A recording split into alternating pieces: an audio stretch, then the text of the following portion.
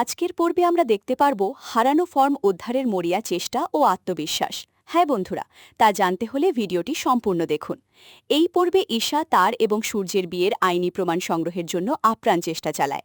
হাসপাতালের একটি গুরুত্বপূর্ণ নথিকে কেন্দ্র করে নাটকীয় মোড় আসে, যেখানে একদিকে সত্যের জয়ের আশা এবং অন্যদিকে ষড়যন্ত্রের জাল বিস্তৃত হয়। ঈশা ডাক্তারদের কাছে সূর্যের সাথে তার বিয়ের প্রমাণ হিসেবে একটি কনসেন্ট ফর্ম দাবি করে। ডাক্তার ফাইলটি খুঁজে বের করার নির্দেশ দিলে ঈশা আশার আলো দেখতে পায়, কিন্তু স্টোর রুমে ফাইলটি পাওয়ার ঠিক পরে এক রহস্যময়ী মহিলার সাথে ধাক্কা লেগে ঈশা তার একমাত্র প্রমাণটি হারিয়ে ফেলে। গোলাপি সালোয়ার কামিজ পরা সেই মহিলার পরিচয় নিয়ে রহস্য দানা বাঁধে। বাড়ির বড়রা সূর্যের সাথে ঈশার বিয়ের কথা গোপন রাখার জন্য পরিবারের সবাইকে কঠোর নির্দেশ দেন। মূলত আর্থিক অনটন এবং বিন্দির পরিবারের থেকে নেওয়া ঋণের দায়বদ্ধতার কারণে তারা ঈশার বদলে বিন্দিকে বাড়ির বউ হিসেবে প্রতিষ্ঠিত করতে চান। অদিতির মতো কেউ কেউ এই মিথ্যার বিরোধিতা করলেও পরিস্থিতির চাপে তারা কোণঠাসা হয়ে পড়ে। পরিবারের বিজ্ঞ সদস্যরা সূর্যের এই অনৈতিক আচরণের তীব্র সমালোচনা করেন।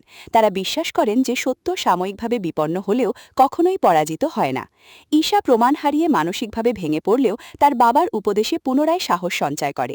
সে বুঝতে পারে যে কোনো কাগজের টুকরো নয়, বরং তার বিশ্বাসই তার সবচেয়ে বড় শক্তি।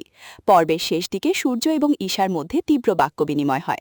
সূর্য তাদের সম্পর্ককে একটি অর্থহীন বরফগোলার সাথে তুলনা করে তুচ্ছতাচ্ছিল্য করে, তবে ঈশা অত্যন্ত দৃঢ়তার সাথে জানায় যে সত্যকে মিথ্যা প্রমাণ করার চেষ্টা বৃথা এবং সে তার স্ত্রী হওয়ার অধিকার আদায় করেই ছাড়বে। এই পর্বটি একটি অমীমাংসিত উত্তেজনার মধ্য দিয়ে শেষ হয়। একদিকে ঈশার হার না মানা মানসিকতা এবং অন্যদিকে পরিবারের গভীর ষড়যন্ত্র। এই দুয়ের দ্বন্দ্বে গল্পের মোড় কোন দিকে ঘোরে সেটাই এখন দেখার বিষয়।